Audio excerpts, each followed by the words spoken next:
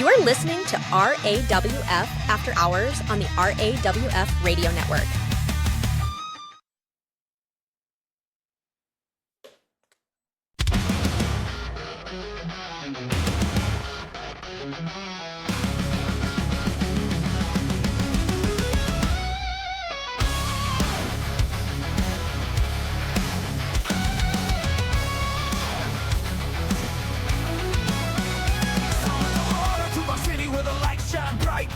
Up a ring and onto the mic.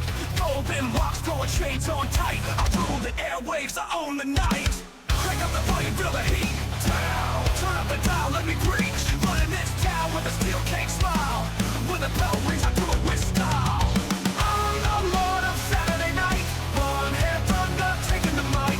Bodies tell the truth, no fear, no fight. Bow down, cause I rule tonight.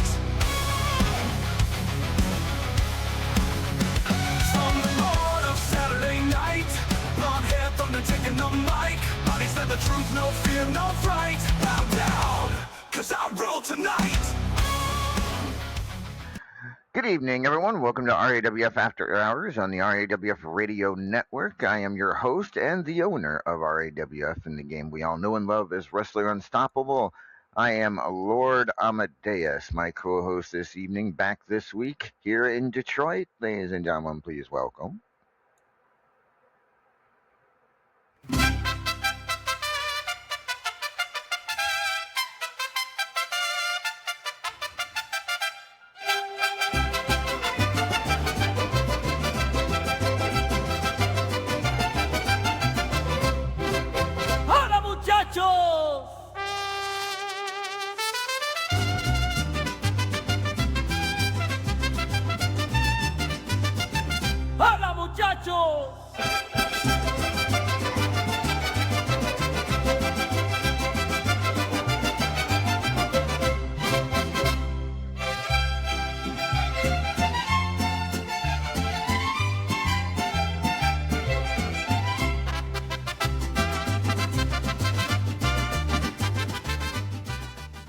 Ladies and gentlemen, El Vacant is here. Hola, El Vacant. Hola, muchachos. ¿Cómo está mi amigo? Whew. You missed a hell of a week last week. What was you up to? We will not discuss that. Uh-oh. No, nothing bad. Just it's a family show. Oh. Did you take a trip to Japan? Maybe. I'm huge in Japan. So many ways I could say it. You're right. Family show. All right. At any rate, ladies and gentlemen, welcome to RAWF After Hours. Radiversary officially completely in the books. We had some contender matches last week, and we got some matches for Philadelphia Freedom already. Some big matches lined up for Philadelphia Freedom, and it's going to be happening. Let's take a look here at what we've got thus far. So, of course, it comes to us just... Time out. Yes? Size mode. I am the only food vendor. You can't be bringing outside food. Wait. Without giving me some. If you're going to bring it, you got to give me some. Well, I'm sure he'll share with you. Fine. All right, sorry. You were saying... I was just saying, Philadelphia Freedom comes to us live July 5th, Lincoln Financial Field, our annual patriotic pay-per-view in Philadelphia. Looking forward to it as always. And I still haven't figured out who's going to be in charge of the fireworks. Well, whoever it is, they probably won't burn Billy Joel's house down. I very seriously doubt it. I'm sure they... but to be honest with you, I don't know. We'll see. Maybe we find somebody, maybe we don't. At any rate, let's take a look at... You need a margarita while I'm doing this? What's that? I'm pouring a margarita. Do you want one? No, I think I'll wait till after the show to drink. Or until somebody gets... Right, so I'll just get it ready now. Got it. Just get it ready now. All right. So one matchup we know of is for the Multimedia Championship. It will be Michael Brewer defending against Menifee. This is kind of an old school matchup. Two legends. It is. And there's history there. Yeah, there is. There certainly is. And so this one's going to be a good one, I think, for the Multimedia Championship. What are your thoughts on this? I agree. I think it's going to be really good. I hate to say this because I want to root for Menifee here, and I probably will root for her because I look at it. But I have underestimated Michael a few times. He has proven me wrong a few times. I think he's in it to win it. I think he wants to hold on to this title. I think he's gonna maintain. I don't know. We'll see. I also think he should be giving Maeve a rematch, but that's me. I mean, that could be too. He only has the title because he was given a rematch on a close fight. I mean, that's fair. That's fair. So, still a few weeks. There might still be time to do that if somebody would want to do that. But we shall see. Next up. So we know one of the two challengers to the Immortal Griffiths Triple Crown Championship at press time. We know that Kenta will be one of the two people the Immortal Griffiths will be fighting for that Triple Crown Championship. I love that. The other one will either be Hobo Ezekiel or Wildfire. But, this one just makes it interesting to say the least. Kenta has been has been collecting titles. And is not a stranger to fighting Griff for a title on pay-per-view. What are your thoughts? I think this is going to be really interesting because one of two things is going to happen. Kenta's going to continue to break all the odds and take a belt off of Griff again, or Griffith is going to be like, oh, it's payback time, and he's going to utterly demolish him, and it's going to be one or the other. True enough. I mean that's not impossible either. But of course, the third person yet to be determined. It will either be Hobo or Wildfire. Sure, and here's the thing: whoever that third person plays it right, if they're smart, they can just kind of float into the background, and let these two go at each other because they're gonna, and then mop up when they're done. Well, if it's Hobo, I've never seen Hobo float into the background before. No. I said if they're smart. There was a caveat there. We shall see. So that is the Triple Crown Championship thus far for Philadelphia Freedom. We also know, just a caveat, which I don't have the graphic for it yet, Midnight Hobo Championship will be challenged for by Blake Bradley, depending on who the champion is. More on that in a moment. Fubar City Championship, Teflon Sheik will defend against Dr. Kent. Thoughts on that one? One, I did not realize Dr. Kent was that blonde. I mean, you look at his. I'm not saying you're wrong. I just never noticed. Yeah. If you look at his avatar, I mean, that's pretty blonde there. At least his beard does. Maybe I just never paid attention. But, again, I'm gonna just pick the person who isn't Teflon. All right, that's fair. Dr. Kent will challenge for the Fubar City. Zombie says fuck that guy. What's that? The zombie knee says fuck that guy. The zombie knee says that. We shall see.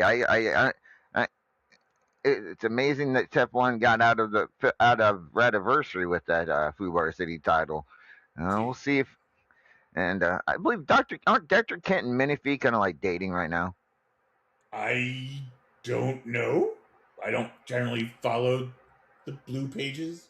Yes, they are dating. So this is kind of in a way, sort of I would say, get revenge match for Dr. Kent if he wants to get revenge for Menifee's. Wants to avenge Menifee's loss. We shall see. Alrighty. For the Platinum Dragon Championship. This is interesting. Chris Cage defending against the man who has held that Platinum Dragon Championship more times than anyone in RAWF history. Killer Neptune. What are your thoughts? Well, first of all, I'm amused that he's wearing his fiance's shirt. But I don't know. This is a good one. I feel like Chris is, coming off of a loss that was pretty, for lack of a better term, emotionally devastating. He really wanted to manage to pull off that world title match and didn't. And the way he lost, I feel is going to be motivating to him because, look, he and everyone who watched that match knows, like, he would be the world champion frankly, if Claymore didn't get involved in that match. We have a world champion who's willing to do whatever it takes to win. We've got now a Platinum Dragon champion who is rightfully angry, and I think there's a non-zero chance he takes that out on Killer. Can't argue. I can't argue, but then again, now saying that, it's Killer and it's a Platinum Dragon Championship. Yeah. The thing's got like a magnetic attraction to his waist. Yeah, it does. So we shall see. That should be a good one. And then, of course, our main event will be the Teflon Sheik defending the World Heavyweight Championship against the Paragon of Greatness, who wasn't so sure he was going to get past Denzel last week, but he managed to pull it off. And he once again gets an opportunity to avenge the loss earlier this year of that World Heavyweight Championship. So a rematch that's been a few months in the making. What are your thoughts? Just call the Philadelphia morgue now. That's where you're going. Oh, yeah, he's dead. Okay. He's going to kill him. All right, we shall see. You heard everything that Big Purple has said on the air for the last few weeks, months. Really. Like, he's never said it is clearly directed at that man right there. Like, and when Big Purple is motivated by what he believes is justice, he is nigh unstoppable. And I don't see Teflon being the guy that stops that. We find out in just a few weeks' time at Philadelphia Freedom if the Teflon Sheik's pretty. I mean, give the man a little credit. He has had a pretty good run with that World Heavyweight Championship thus far, and I kind of feel like, sure, if you count all, if you overlook all of the help he's been getting from his friends, sure. Well, I mean, a win over Paragon, a second win over Paragon, to me would be almost the icing on the cake in his mind, don't you think? Oh, I mean, we'd never hear the goddamn end of it. I think that. Well, we will be hearing from both the Teflon Sheik and the Paragon of Greatness later in the program. So that is Philadelphia Freedom. Let's take a look at what we've got for tomorrow's Superstars, because it is going to be a heck of a card tomorrow here in Detroit.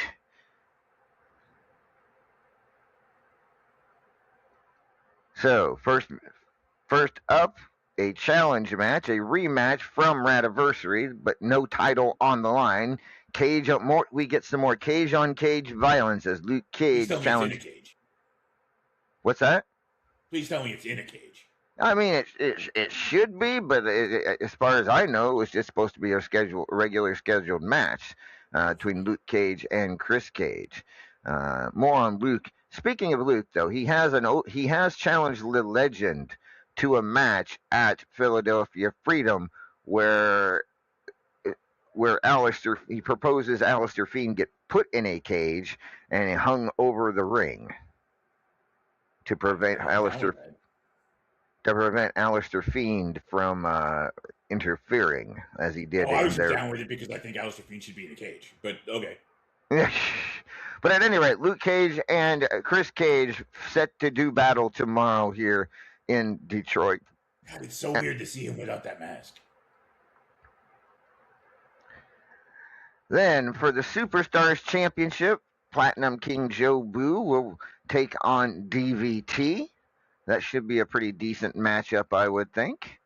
First of all, that is a ballsy ass name for a man who's never held the goddamn Platinum Dragon Championship. Second of all, I don't know. I think I don't know who to go with on this. That's a Wait, tough which of them call. has the belt currently? Jobu is the champion. Oh God, that hurts my soul just to hear. Who'd they take it from? Kenta a couple of weeks ago, and then successfully defended it against Maeve this past Sunday. How did I not know that? I missed that. Yeah, I Maeve. wasn't here last week. That's why I didn't know that. Yeah. Well, boo. No, Jobu. I think DVT has proven to be a bit mercurial. When he's on his game, he's really hard to beat, but sometimes he gets distracted and then kind of rolls over. So I generally don't know who wins this match.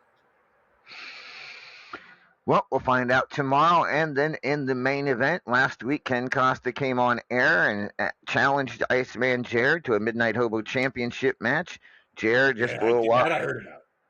Jared accepted the challenge, and so that will happen tomorrow night here in Detroit as well. Iceman Jared taking on Ken Costa, Midnight Hobo title on the line. Should be a fun one, I think.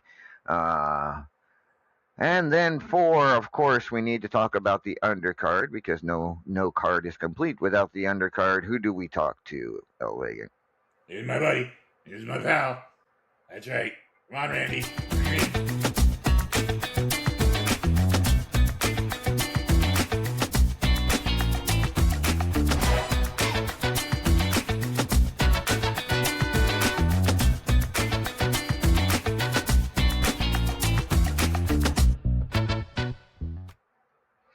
Hey, how's everybody doing? Randy M. Draw here for your Superstars Undercard. How you doing, El Vacant? God, you're back. Although, thanks, I'm sorry, you're not as pretty as the co-host they had last week. I'm just saying. You know what I'm saying? I mean, agreed. I mean, I'm a handsome man, but I don't roll that way. But anyways, here we go. Here's what we've got for tomorrow. Knox Boogie takes on Anthony Patrick. Davila takes on Dr. Kent. Undertaker takes on Claymore. Teflon Sheik takes on Stormtrooper of Death. Beast takes on Aaron McFadden. Black Lilith takes on Chev. Sophia McFadden to take on Draven Blackbird. Mortal Griffith. Mortal Griffith, is this a person? He takes on somebody named Toast. You know, yeah, Toast? Is there someone? I'm sorry, what? The Immortal Griffith is battling Toast tomorrow. Toast. That's what I got here. I didn't even know that. So, Toast. yeah. I mean, yeah, Toast, I guess. All right. Blake Bradley takes on the Perfect German. Scythe takes on Solitude. Extreme Enigma takes on Toxic Megatron Avenger. Cyanide Harvey takes on Mancunian Maniac. Big Papa takes on Tigress. Eros 15, a.k.a. Dizzy, takes on Joey A. Uber Vegan TPO takes on Leo. Mark Caliber takes on Marquis de Sade. Cyrilo Napolitano takes on Keg. Honey Apples takes on Jim Steele. Mystic Maniac takes on Simply the Best. Psycho Girl takes on Roger the Pirate. Killer Neptune takes on Luzon Warrior Queen Falcon. Sisaloo takes on Caden Steele. Gorgonio takes on Natalia Nitro. Rick Nelson takes on Faith Duncarino. Dark Warrior takes on Miss Beautiful, Miss B.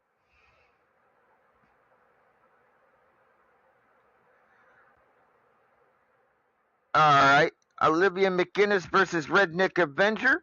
Wildfire takes on Money Sue. Magnificent Michael takes on Paragon of Greatness. Maeve O'Hare takes on Ali Knight. Denzel the Giant takes on Boney. Dees takes on Lars Hellstrom. Hobo Ezekiel versus Badass Billy. Papa Shaker takes on Hot Cheese. The Razor takes on Crazy Serb. Purgatory takes on Tad Beaglewolf Dennis. Cougar Knight takes on Evan Deadly. Sassy Applebee's takes on Psy. Kenta to take on Destroyer. Steve the Stud Johnson takes on the Minion. Steve's on kind of a roll. Did you know that, Oh Vacant? I did. Go for him too. Sean Hitman Hurd takes on Lady Eva Lita. Fusion Skull takes on Jason Richter. Kitty Kabam takes on Le Legend. Michael Brewer takes on Killin El Lobo. Starlight takes on Minifee. Diesel Warrior takes on Slashy. And Boney takes on Johnny Blaze. And that's your undercard for tomorrow's Superstars, ladies and gentlemen. All right. Thank you, Randy. Appreciate it.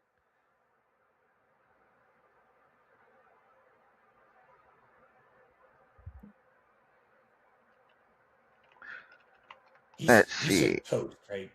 Yes. Okay.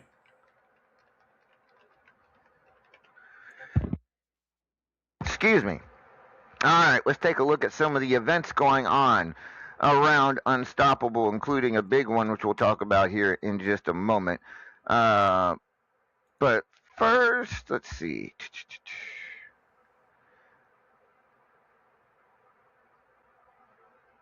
All right. So let's go to some events going on around RAWF. Right now, we've got the extra points, the Judgment Memorial Tournament. Let's start with that. It is currently in round 2. Right now, already moving on to round 3. Flash as Puck, Dr. Kent, Wildfire, Natalia Nitro, Chris Cage, Lord Amadeus, Denzel the Giant, Chev, Spectacular, Marquis Desaad, Kenta, Uber Vegan TPO, D's, Extreme Enigma, Sassy Applebee's, Evan Deadly,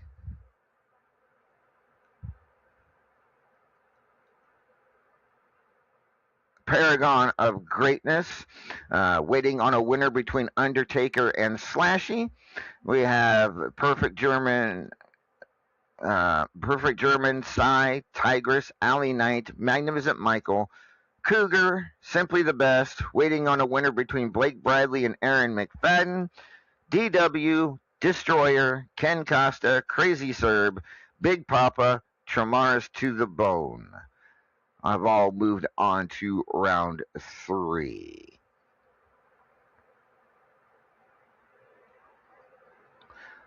All right, moving right along. We've got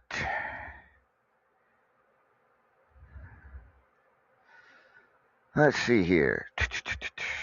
Let's start with the arsehole of the month, and it is already in round 3. In round 3, we have the Immortal Griffith taking on Kenta. Michael Brewer taking on Mancunian Maniac. Uber Vegan TPO taking on Draven Blackbird. Claymore taking on Redneck Avenger. Simply the Best to take on Scythe. Dr. Kent taking on Caden Steele. DVT to take on the Minion. Crazy Serb takes on Chev. Jason Seismo Richter to take on Blake Bradley. Oh, well, those two can't stay away from each other. Roger the Pirate take on Sisalu. Iceman Jer to take on Teflon Sheik. Ken Costa to take on Purgatory. Perfect German to take on Undertaker. Big Papa takes on Knox Boogie. Papa Shaker takes on Magnificent Michael. And Toxic Megatron Avenger takes on Winnie. That's your arsehole of the month. Let's take a look at the biatch of the month. Right now it is in round 2. Davila taking on Extrema Enigma. DW has already defeated Lady Evil Lita to move on. She awaits the winner between Dev and Enigma. Mabel O'Hare taking on Honey Apples. Destroyer taking on Psy. Tigers taking on Black Lilith. Olivia McInnes taking on Wildfire. Mrs. Luzon Warrior Queen Falcon taking on Faith Duncarino. And Allie Knight taking on her mother, the Cougar.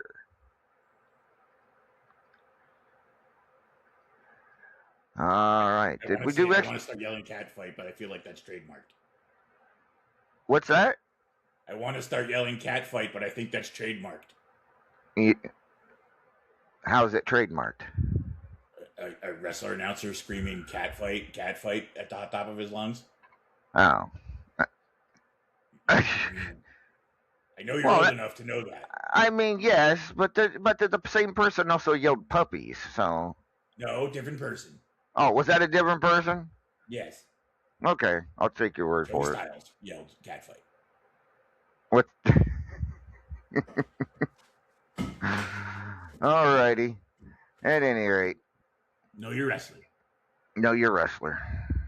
You're right. I should know my wrestler. All right. Next up.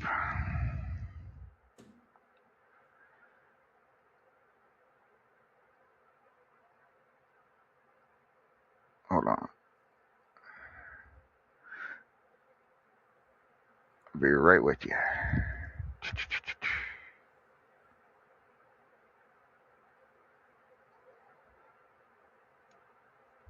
All right, you got like 3 more seconds, and I'm going to start singing.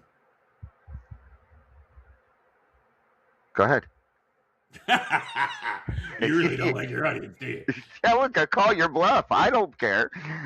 Powerball Feliz contender. Navidad. Do. Feliz Navidad. What? It's a good Spanish song. Long time of year. All right, anyway. Griffith, this is the Powerball Contendership Tournament. Right now we are in round 2.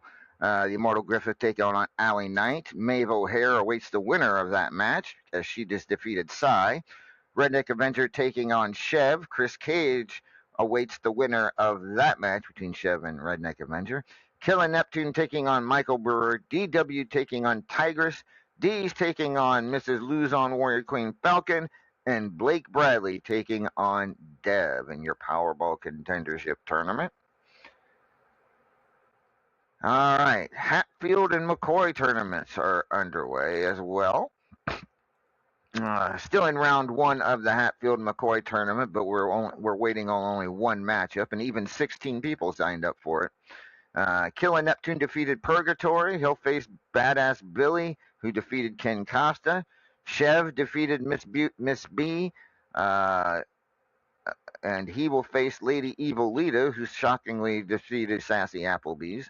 The Legend defeated Magnificent Michael. He'll take on Faith Duncarino, who defeated Allie Knight.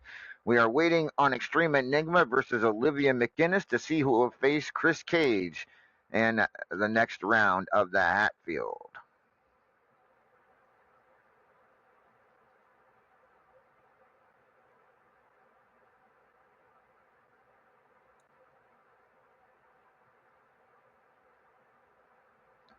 There we go, finally.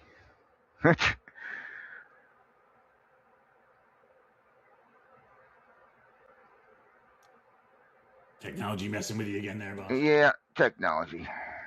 You gotta love it. Until you hate it. Until you hate it. All right. And McCoy tournament. That's where I was.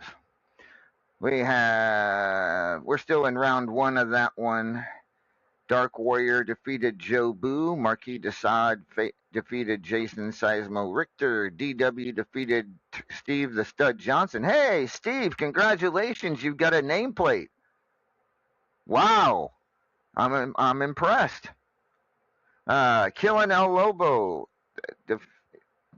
defeated Toxic Megatron Avenger. Minifee defeated Hio del Segador. Kenta defeated DVT. Right now, Gorgonio taking on Sophia Gabrielle McFadden. Big Papa defeated Lars Hallstrom. And Rick Nelson defeated Soul Reaper. And then the big one. Ladies and gentlemen, please help me congratulate this year's Xanther the Platinum Dragon Memorial Tournament winner. It is...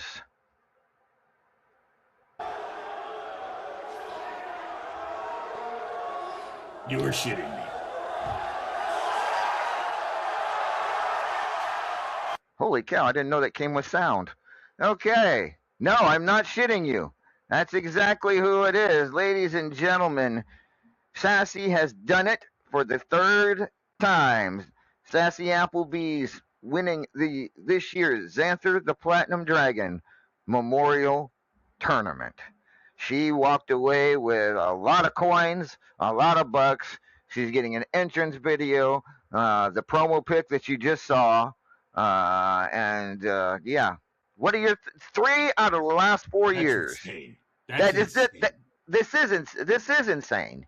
Who would have thought that could even be possible? You know? Look, somebody on Polymarket just made a goddamn killing. Yeah. I don't know who, but it was somebody. And you know, last year she didn't win it. Joe Boot won it, but she was in the semifinals. So we're talking her last 4 Xanther tournaments, 1 loss. 1 loss. Incredible. Congratulations, Sassy. Indeed, a historic event. I don't think anybody is ever going to win 3 other than her. I mean, we've got a couple people that have won 1 that could win 2. Denzel came close. STB certainly has the abilities, but other than that, I don't know that anybody will ever match this feat unless RAWF goes another 30 years. Yeah, I don't know that that's going to happen. So, quick thoughts. What's your thought on that, L. Reagan? Look, if there's any person who has just cemented themselves with bragging rights forever, it's now Sassy, right? Like, arguably the biggest tournament in the sport today, and she's won it 3 times in 4 years. Yeah, I mean, it's incredible. And we've discussed this before. It has nothing to do with the RAWF Hall of Fame because it is not specifically an RAWF only tournament. So then, I stick out my tongue for my giant gray mask.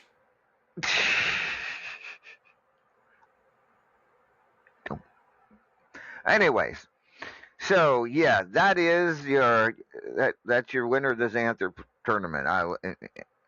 Totally in shock. Congratulations once again, Sassy. You totally have rocked the world once again. And can you imagine if she wins it next year? No. In fact, I'm starting to think we should just ban her now. Once you've won 3, you're done. You're done. That's too many Xanthers. Put 1 back.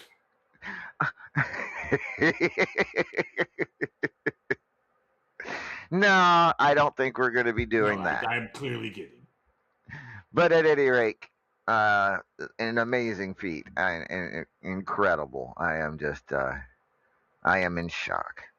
All right. So getting back to Philadelphia Freedom, if we could. It is coming up in just a few weeks, as you know. And we can talk about that main event between Teflon and the Paragon of Greatness. And we'll hear from Paragon, the challenger, here in just a little bit. But right now, we get to hear from the Teflon Sheik. Must we? Bow to me, DOS!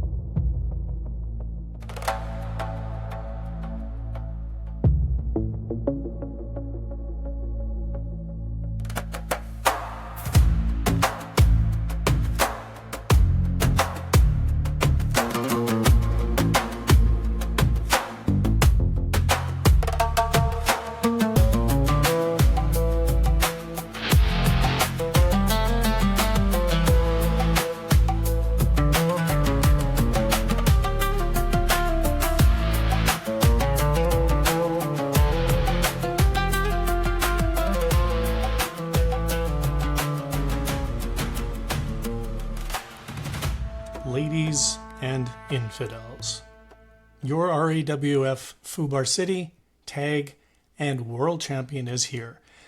But am I here to talk about Cerberus? Perhaps a little bit. Am I here to be talking about dominating the RAWF for exactly a year now since my return to the ring? Perhaps a little bit. Am I here to talk about Iraq's upcoming World Cup Group 1 match with Norway on Tuesday? Not really. But surprise, surprise, guess what the Sheik is not here to talk about? Denzel the Giant and his opportunity to compete for my RAWF world title. An opportunity he squandered spectacularly against, surprise, surprise, Paragon of Greatness. See, here's what I don't get. This goes out to the entire RAWF roster. Think about this. Simply the Best, Claymore, and the Sheik are doing our level best to show you infidels the possibilities in this world.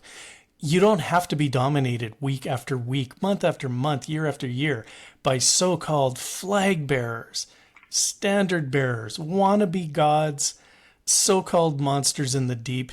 There's no need to fear any of that. There's no need to fear change. Cerberus and the Sheik are living proof of all of that. We've come into RAWF and we've seized our opportunities, we've converted, and we built the beginnings of legacies. But as I said, there is something I don't get. The Sheik can't understand how and why you infidels shit the bed nearly every single time you even get a sniff at the spotlight. It's embarrassing to watch. Denzel, by all accounts, should have mopped the floor with Paragon. The Giant has Paragon's number. I mean, this is a perfect chance to underline that fact, but Denzel was Denzel. He managed to not just lose, but practically give Paragon a golden ticket to Philadelphia Freedom for yet another world title match. Let me be clear. And if anyone can say this, it's going to be me. I actually have some respect for Paragon. He's not a top performer by accident. He's a seasoned veteran, a minted champion. He's a force to be reckoned with on any given day. But I look at Denzel, who had a chance to battle against that force. And I look at all the others who had a chance to compete for a title at the pay-per-view, and they lost their contender matches. And I say to all of you, you are absolute trash. The Sheik gave you more credit than you deserved, so it would seem. So you know what? That's fine. I can't do anything about your lackluster efforts because you infidels are refusing to do anything about them yourselves. So bring on the main event for Philly Freedom. Bring the world title rematch between Paragon of Greatness and the most dominant wrestler in the RAWF for the past 12 months, the Teflon Sheik. And I'm going to do what you infidels on the roster cannot or will not do. I'm going to destroy my opponent. And it won't simply be a figure four around a ring post, brass knuckles, or anything like that. It's going to be complete destruction, a dismantling of an adversary. They say Paragon's descended from the old gods. The Sheik has dealt with immortals and supernatural mumbo-jumbo in the past, and I can assure you of one thing. Something I proved at Love Hurts, and that's this. Paragon of Greatness is just a man. And a man can bleed. And by Allah, the Sheik will see that happen at Philadelphia Freedom. Paragon wants to make play he's a god. Well, the Sheik is the spear of Allah. And I will rain nothing but pain and destruction down upon the man under the mask. He's a fallen god in this world. So he thinks. Well, at the pay-per-view, Paragon will be nothing more than another fallen victim. A victim of your world champion, the Teflon Sheik. Bow to me, dogs!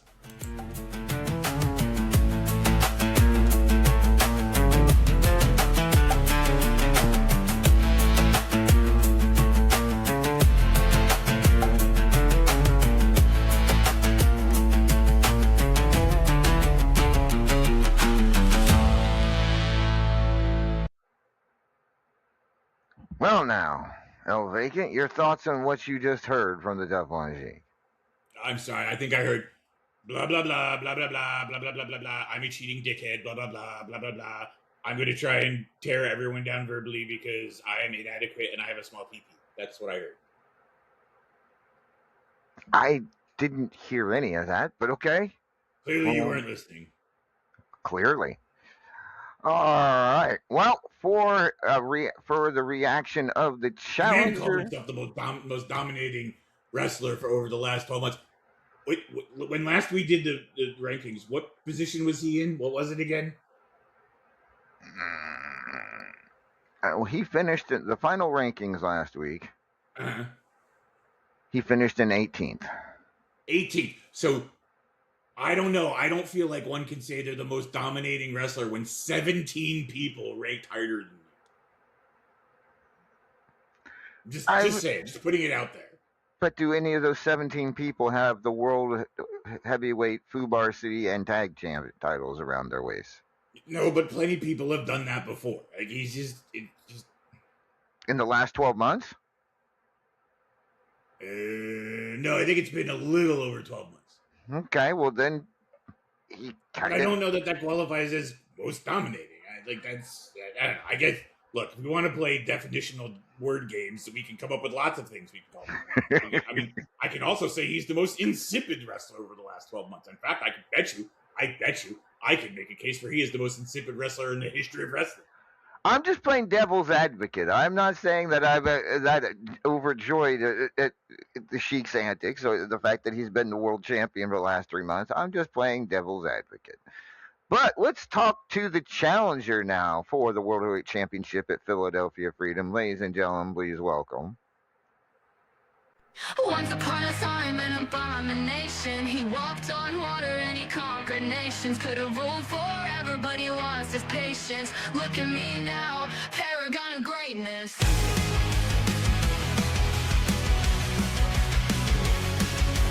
First of the fallen and last of the old gods. No use fighting because you can't beat those cold odds. Beginning of time and the end of days. Civilizations crumble under his gaze. Alpha and Omega, the wrath of the God King. Paragon of greatness, about to pin you in that ring. Once upon a time, an abomination. He walked on water and he conquered nations. Could have ruled forever, but he lost his patience. Look at me now, paragon of greatness. Eons ago, before time existed, they lived in the heavens and the rain persisted. Ladies and gentlemen, please welcome the Paragon of Greatness, POG. Are you there? I'm absolutely there. Holy crap, Amadeus, Big Daddy Violet, storming in like a troop of gorillas and biting harder than a spinner dolphin. I'm right here, and I'm ready to talk about some Teflon Sheik. All right. Well, glad to hear it. So, what do you have to what do you think about what we heard from the Teflon Sheik just moments ago? You know, I think that the RAWF roster needs to take note of this. They need to tab this recording from the Teflon Sheik, save it, and listen to it to remind themselves of exactly who the Teflon Sheik is. Because here's the thing about Sheik and his cohorts. They like to whisper poison into the ear of a lot of people, try to create this anti-establishment situation while they are firmly the establishment. They like to tell everybody about how they can make change, and meanwhile they're like one of those YouTube videos that say, this is how you might be able to grow your channel. All you have to do is be successful. It's like a basketball player saying, you know what would make you good at basketball? If you were already 7 foot tall and you could dunk. Listen, he tells people that this is how you're going to do something while he sits at a position of absolute privilege, while he sits at a position with one of the greatest advisory boards in the game, a group of people that are collectively trying to push him to the top at all moments. He has every advantage that there ever is, and he tries to criticize the roster like they are doing something wrong. Has to cheat. Don't forget that part. Heel's gonna heel, and I mean, you got to respect the game. That's what they do. But I'm just saying that the roster should take note about this, because he may approach you. His people may approach you outside of the RAWF halls, inside of your personal messages. They might want to show you a better way or try to encourage you to do something better, but they only do that when it helps them or helps their narrative. They use the roster, they use your failures as a tool for themselves. And when you don't do what they want, they discard you. They throw you aside like the trash he claimed that you were. Meanwhile, I have gone out of my way to represent this company day in and day out for so long that people are starting to wonder why I don't have a giant gray beard. The thing is, Sheik is a liar, and make no mistake about this. He's a liar. He's a con artist. He's a hypocrite. Starting with, let's just pull this little fact. He loves to talk about how he's the most dominant wrestler over the last 12 months since his return. Look, Sheik loves to kind of just pull things out of his ass and just say things.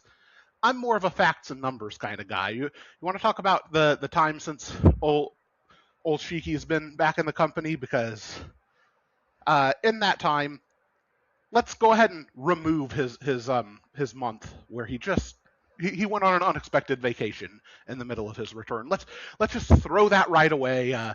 Let's not even put an asterisk. Just gone. Paragon average ranked 5. Teflon Cheek average ranked 6.5. Let's grade on a curve. We both had a really bad month in this time. There were reasons behind the scenes for both situations. So we'll throw out our worst month in the rankings period since he's been back. Paragon of Greatness average ranking of 2.8. Teflon Cheek average ranking of 4.2. He wants to talk about how he's the most dominant wrestler over the time since he's been back. Meanwhile, Paragon of Greatness was the world heavyweight champion for the majority of that time. Teflon Cheek, congratulations. You beat me. You got one. You finally did it. You won the world heavyweight championship, and as perfectly as it would be, you beat me. But how long did that take you? Well, like 8 years, 9 years, something like that. And it always kept coming back to old Paragon. You wanted to beat Paragon, you wanted to win that World Heavyweight Championship, and you always got slapped back down. Hell, I mean, I famously got my ass handed to me over and over and over by the Immortal. Didn't take me anywhere near goddamn 8 years to win that championship. It was like 1.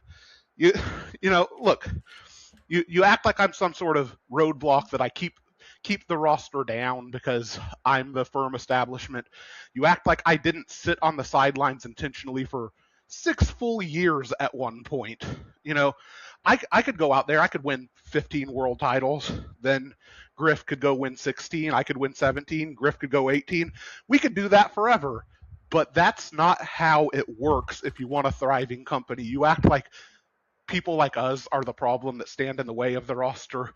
People like us are the reason why the roster have opportunities. People like you are the reason why people get so crushed, because you build them up behind the scenes. You tell them how they are the change that this company should see, and then the moment that they don't give you what you want, gone. Look, you know what?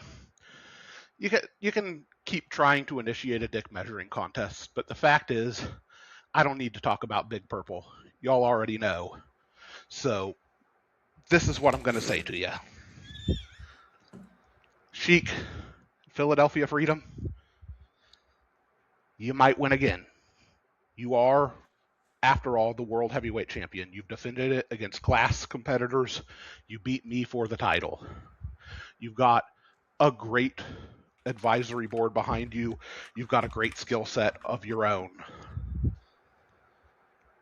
But like a certain Steiner would say, the numbers don't lie, and history has been very cruel to Teflon Sheik when it comes to Paragon of Greatness.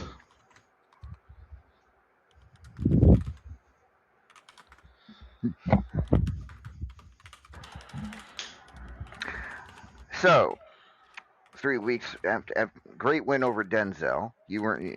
Talk to me about that win. Well, look,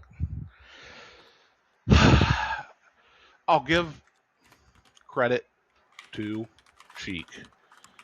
There's something that he implied but said in the shittiest way possible when talking about this situation, and that is Denzel kind of dropped a stinker. He did. Like I beat him in this match. Didn't just beat him. Absolutely destroyed Denzel the Giant. But that is actually better. It is so much better that I destroyed Denzel than if it were a close match.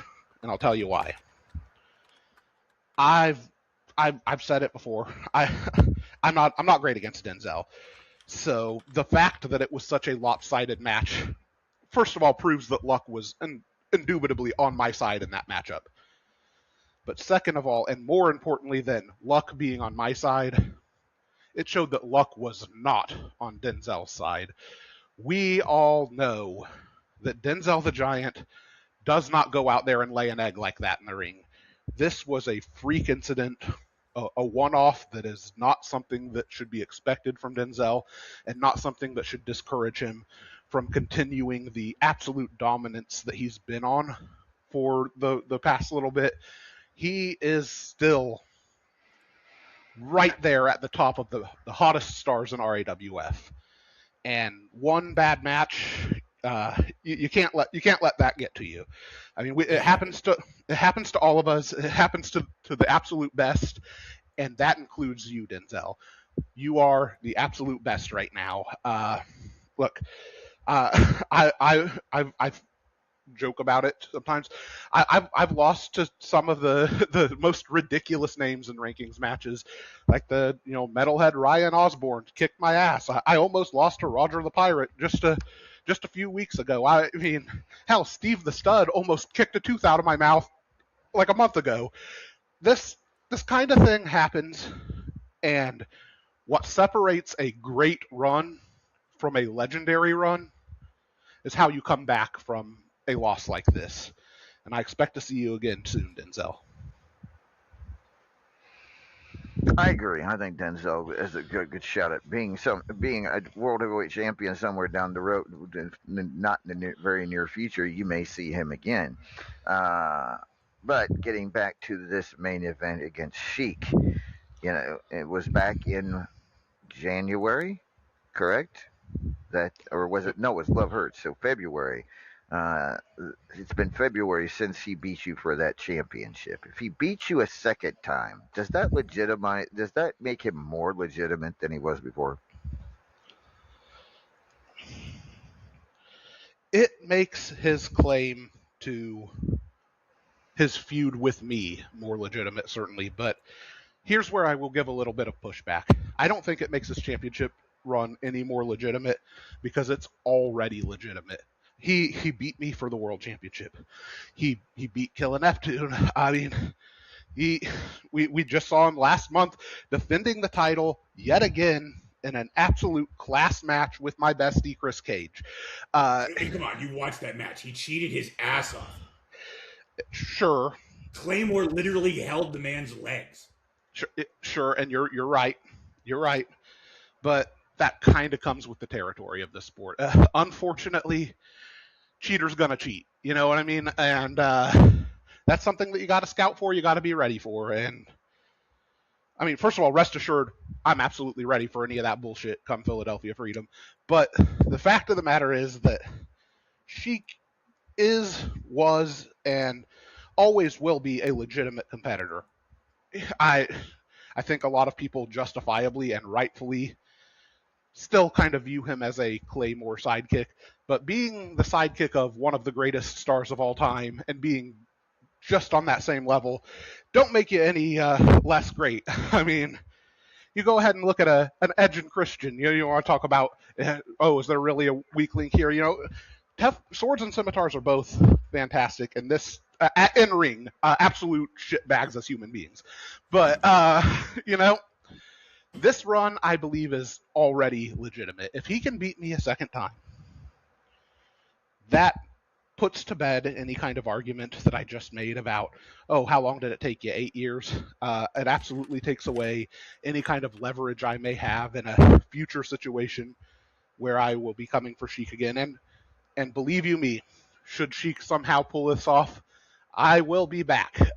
But what it doesn't do is add legitimacy because he is already a great world champion. This is a solid run over a decent amount of time with high quality opponents. What I can say is that this win probably means more to Sheik than he's willing to admit, because he knows it and I know it, and everybody who was watching knows it. The same kind of shit that almost had Chris Cage winning the World Championship last month is what happened when he defeated me for the championship. One accidental slip up off of the ropes away from me retaining the championship. This was a situation, had I delivered the maneuver that I was trying to deliver at the end of the match, I would have pinned Teflon Sheik. We would have not had to deal with this reign of terror. But them's the breaks. What Teflon Sheik needs is to beat me, and needs to beat me decisively in a way that nobody's going to look at that match and say Sheik survived. They want they excuse me. I'm sorry. I'm getting a little bit frustrated here because it's Philadelphia Freedom coming up. I'm starting to get pumped. What Teflon Sheik needs is that decisive win over somebody who has been a thorn in his side since the moment he walked into RAWF. What Teflon Sheik needs is that inner jolt to know that he has actually, truly, legitimately bested the Paragon of Greatness. And that's why this match probably means more to him than the match where he won the championship. Okay, and we shall see. El Vacant, anything you'd like to ask Paragon? Oh shit, he knows Vacant, you're here? As usual, he doesn't leave a lot of room for questions because he kind of covers everything. When the hell did you get here, El Vacant? God damn it.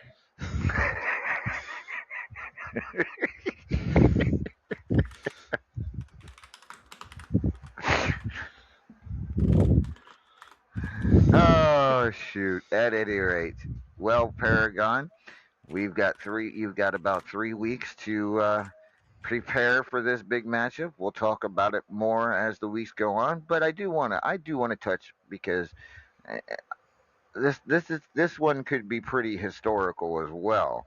Your brother Killa Neptune is looking to add to his already incredible record as a 6-time Platinum Dragon champion, looking to make it 7 against your bestie Chris Cage. What are your thoughts on this? First of all, I would be remiss if I didn't say this. Look, world title contender match, Platinum Dragon contender match. A couple of dickheads that shouldn't have won the matches won the match. I think that we're all, including ourselves, a little bit disappointed in the outcomes of those matches. That being said, this is going to be a heart-wrenching match for me. I've got to see the most beautiful man in the world take on the biggest troll in the world, and I have to decide, what does my heart really want in this match? You know? No, I'm just messing around. Look, Chris, Mr. Pillar of RAWF, he's made an incredible case in the lead up to his title match as to why he is, in fact, part of that, Rushmore group or whatever you want to call it. And he's not wrong. He has undeniably and unequivocally made an outrageously confident statement and backed that up with facts. That said, Killa Neptune somehow doesn't get brought up in that conversation a lot, and I think that it's a similar situation as to why. Fun fact: did you know that despite having almost an identical accomplishment sheet as myself, Killa Neptune not only not in the Wrestler Unstoppable Hall of Fame, I don't know if he's ever been considered for the Wrestler Unstoppable Hall of Fame, which is strange given that he has the same level of accomplishments for me, and I think that applies to this conversation about the people that belong on that conversation of the greatest of all time. I'm going to back you up on that. Just the minor point. How many times have you been RAWF World Champion? I don't know. You forget after 1 or 2 or 3 or 15 of them. But more than one, right? Absolutely. How many times has he been World Heavyweight Champion? How many times has he been the Platinum Dragon champion? That is not the question I asked.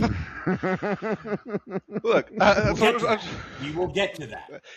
Zero is the number. Correct. And that, I think, is the big difference between you and him when it comes to the things you have done.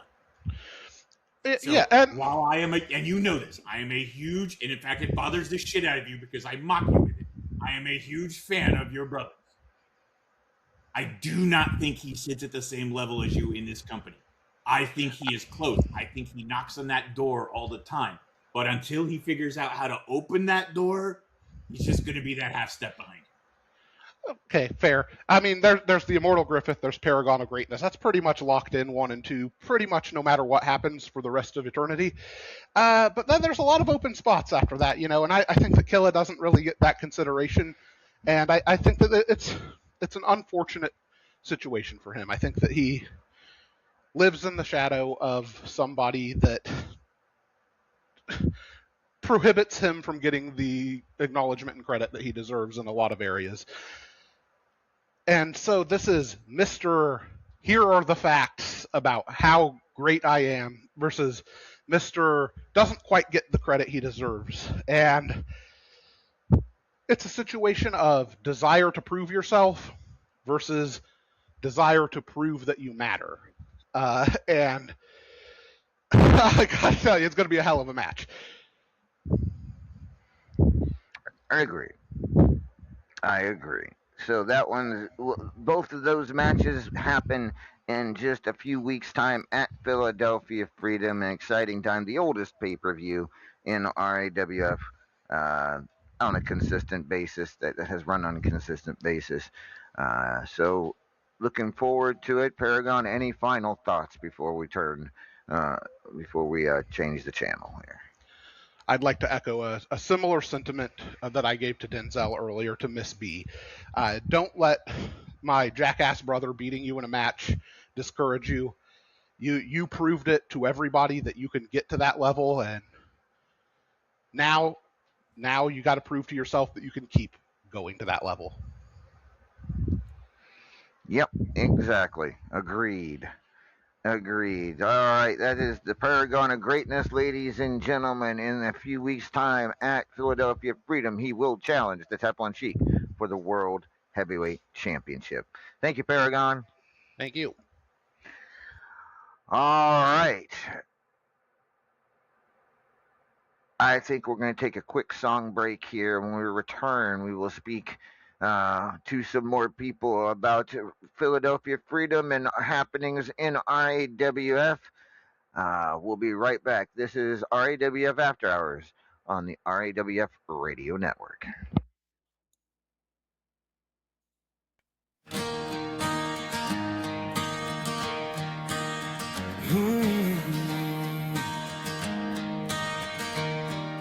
Concrete jungle, steel and fire. Every punch, every score fuels the desire. Crowds are screaming, the city ignites. Tonight we fight, no backing from the heights. Hear the bell, it's the call to war. Adrenaline pumping, blood hits the floor. No chains can bind us, no cage can hold. We're breaking the limits, fierce and bold. Philadelphia freedom, let the fury rise. Clash in the ring, fire in our eyes. This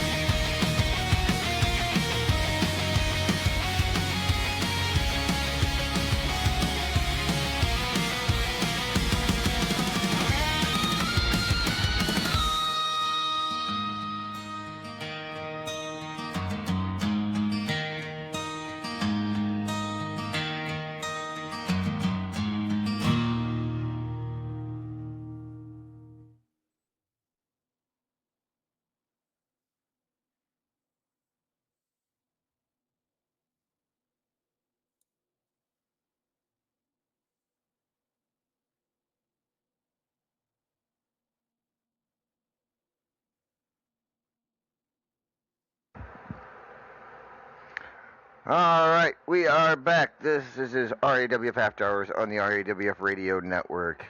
And what, LV? What? That was an interesting sponsor we had there at the end. Oh, wait, did that play? You talking about this? Yeah, that. So you're finally admitting it comes from a bottle? What? I mean, blonde from a bottle, blonde supreme. Just saying. Well, it's not for me. It's for everybody else. That if they want to have hair like me. It just says Lauren Amadeus knows that the best blonde comes from a box. And so For you everybody consider else, yourself not to for be me. The best blonde, it comes from a box. That's not what I was saying. At any rate, What all am I right. saying? At anywho, just a few weeks away from Philadelphia Freedom, someone told us a very interesting story earlier this week, and I want to get some more details. I mean, it was a very detailed story. Did you see uh, Redneck's Redneck Avenger story? The I story did not, because like I said, I was a little busy. oh. Well, it's called The Long Not a lot Good. of reading time, is what I'm saying. A scene called The Long Goodbye, and he told uh, a very sad but still very potent story. Let's talk to the man now. Ladies and gentlemen, please welcome.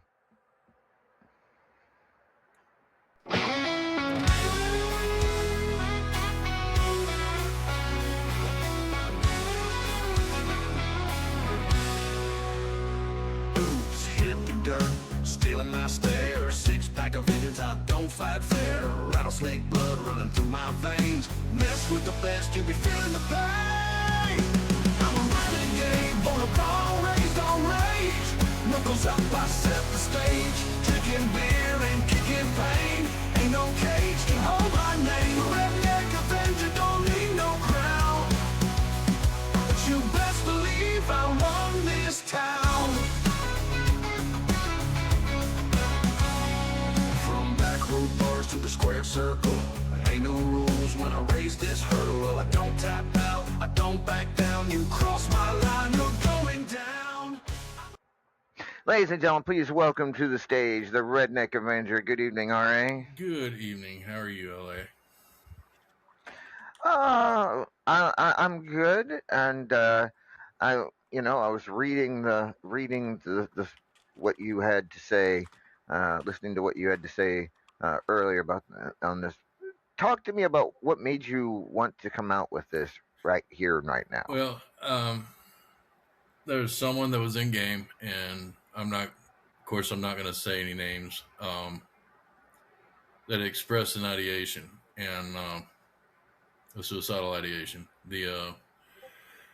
We have dealt with that in our community before, and I mean, there's a couple that I know most definitely, but I'm not going to drop their names either because that's their family's private business. But I kind of wanted to put something out there where if someone was thinking about that and giving it some serious thought, and I think they needed to see that they're not solving anything, and I truly believe I've said this before, long and consistently. If you are drawing breath, you have a purpose in this world. So wait it out. It's a permanent solution to a temporary problem. And I kind of walked it through a little bit about what happens after that. I mean, there's a lot of stuff that would you really want to put your family through that? Are you thinking this through? Are you thinking through what it will do to the people you love around you? And that something I'm going to say RA was writing a story, but the events in there were not drawn out of a hat. Had to deal with this thing before, and even the part where the identification, I've done that. Done that exact scenario, And that's no, just don't. Whatever problem you have, unless you're laying your life down for someone else, you don't need to do that ever, because you're going to destroy everybody you love around you. And that was really kind of the prompting of the whole thing. And hearing someone say that and having experienced that very rather recently, I mean, that thing was a conglomeration of events put together, but it's no joke. And if someone is having serious thoughts about that, you really do need to go get help. And this is going to sound dumb. If you start getting those feelings, and if you're on medications, check what the side effects are. Whenever they say there's a side effect of suicidal ideation, those things are real. Um, I remember Griff a few years ago doing that tribute to Chris Cornell, and it was beautiful. But that was part of the puzzle. Is he was on a medication where a side effect was suicidal ideation, and we lost Chris Cornell. We've lost friends in this game, and we've lost friends around us. And as long as you draw breath, you have purpose. So go get help, and don't put your family through hell. And what I wrote in there was mild compared to some others, because there are other things that you could add to that whole thing. For instance, let's say my friend Esteban's wife had a family friend that was the Redneck Avenger who could take care of a lot of this stuff. Is your family ready for that? Is your family ready to identify you? Is your family even able to bury you? There are some I've seen where the families have had to crowdfund burying their loved one. In the midst of everything else going on, how frustrating is that? And also, I know in the state of Texas, for someone to conduct business on behalf of the deceased person, they have to have a death certificate. A death certificate can take a month or more to arrive. It takes that long to process in some places. Do you really want to drag your family through all of that? Get some help.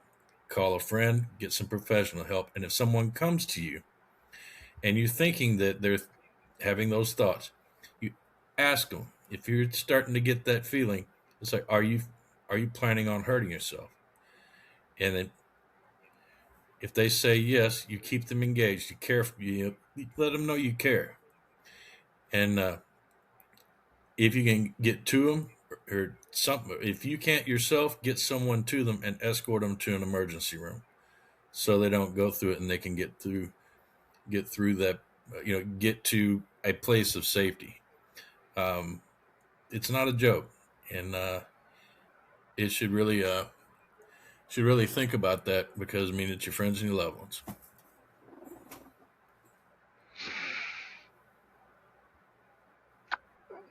I mean, I don't disagree with anything you say, as I agree with it completely. And certainly, I know that there are a lot of people out there hurting, especially right now. Things right now have it's not great out there right now for a lot of people, and so Very true, but yeah, there are places to reach. I mean, there are. it is just type in suicide hotline on your phone and push the button. I mean, Yep. you don't need to be left alone, and there are people here that love you. And I hate to admit this, I love everybody in this game, even the sons of bitches I don't like. you know, I would never want anyone to do that or put the family through that. Agreed. So, RA, that was a great message that you just sent out. I hope people, anybody out there who is listening and has had thoughts like that, take this, get yourself some help, and don't put your family and friends through that. But at any rate, RA, thank you for sharing that with us and sharing that with WU. And anything else you'd like to talk Well, about? let's shift gears. I didn't get to hear earlier, who am I facing? Oh, let's see here. Who did good old Randy. Randy say? You get Olivia McInnes. Oh, that's going to be a fun fight. She's always scrappy and uh, a rising talent, and look forward to it. So, Alan All Superstars, have you got right. anything lined up for Philadelphia Freedom for me yet? Not yet.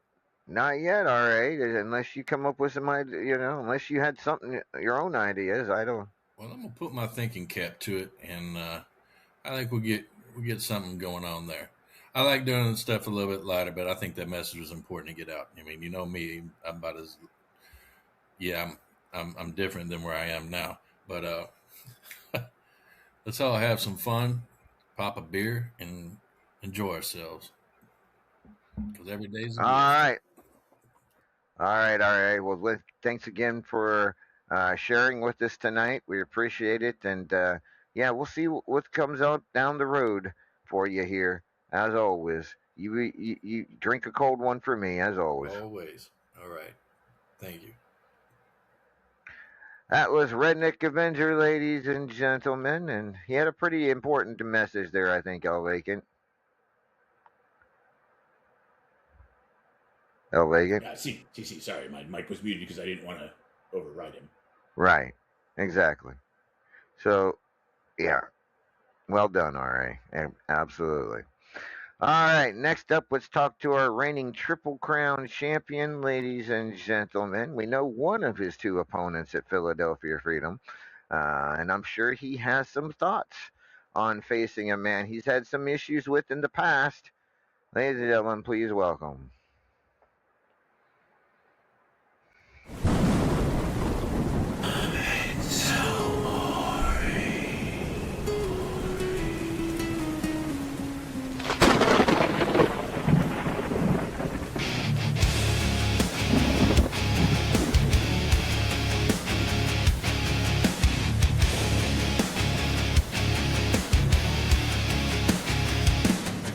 From shadows deep, he rises, a warrior born of fate, with steel in his eyes. The tempest shall not wait. Memento mori, the call echoes through the night. His spirit will not fall. Ready for the fight. Griffin Davian, the immortal one, eternal champion. His war's never done. Hunter of monsters, affection of one. In a world that's broken, he stands with none. The tempest rages. His head held high. An immortal legend that will never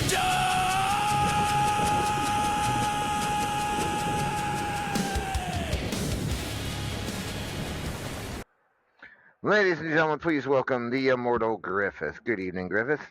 Good evening, Lord Amadeus. How are you, sir? Oh, I'm doing pretty well. All right, so we know one of two people challenging you for that Triple Crown Championship at Philadelphia Freedom, somebody you're very familiar with, have a bit of a history with, as recent history, to be honest with you, in one Kenta. So, talk to me about him being one of those two challengers. Well, let's just say I am eager to set some records straight.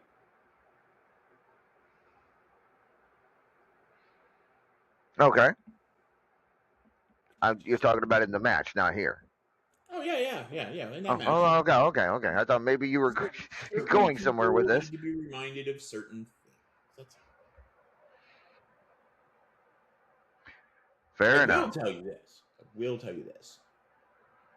With the other two potentials, regardless of which one gets in, this may be the most interesting match I've ever had for this title as a defender. So we don't know if it's going to be Hobo or Wildfire as the third But person. either way. Either way.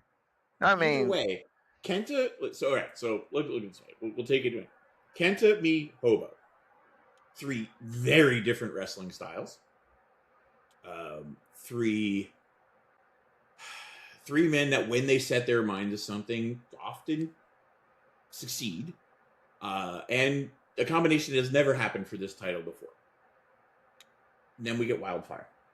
Also a combination that's never happened before. Also 3 very different fighting styles. But then what you get with Wildfires, people forget this.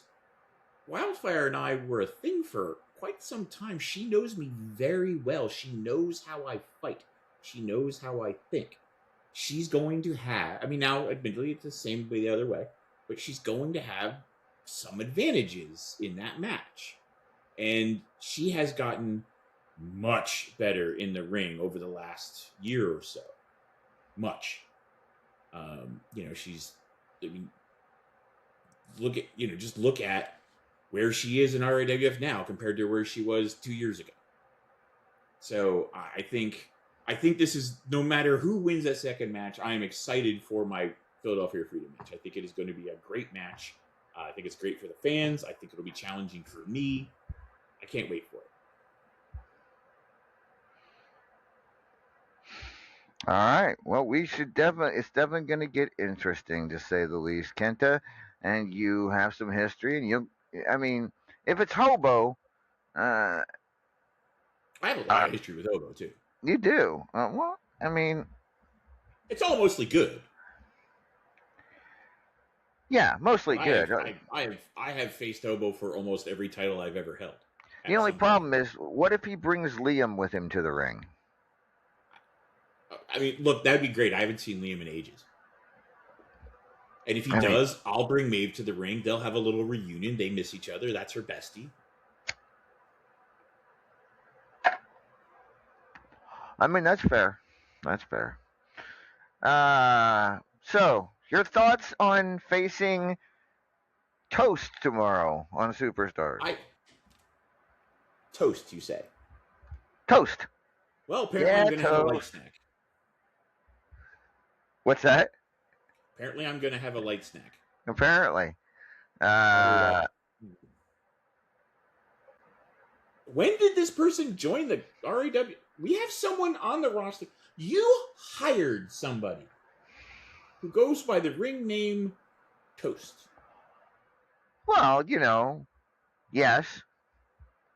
Mainly because, the song. You know what? I can't even say. You had a guy named Karate Bunny for a while. I can't say. We've had some pretty out there names over the years. Do we at least know what kind of toast he is? Is he like dry white toast? Is he like cinnamon toast crunch? Like what kind of toast?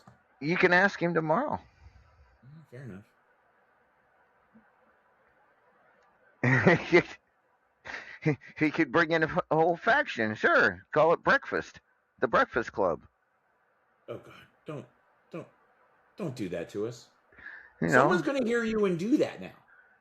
Okay, maybe we get someone named Oatmeal to go with. We're gonna get someone named Bagel.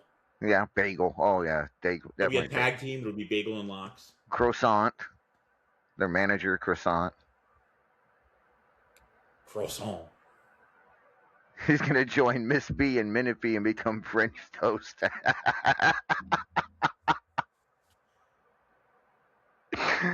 I'm supposed to be the comic relief here. That's my job. Yeah. Not on that one, you weren't. That was good. Yeah. Oh, shoot. Well, now, this could get interesting. Someone just joined that we were just talking about a few minutes ago. Would you? Toast? No. I wish it was Toast. It'd be hilarious. I even got a song queued up for him for that. Yeah, Toast. But no, the man who we know will be facing you for the Triple Crown Championship is here. Would you like me to bring him in now or let him have his own time, Griff? Sure, if you want. I really didn't have a lot more to say, so. All right. Let's bring in now the Golden Dragon Oh, I then. did have one thing to say. Oh, well, too late. I already hit the button.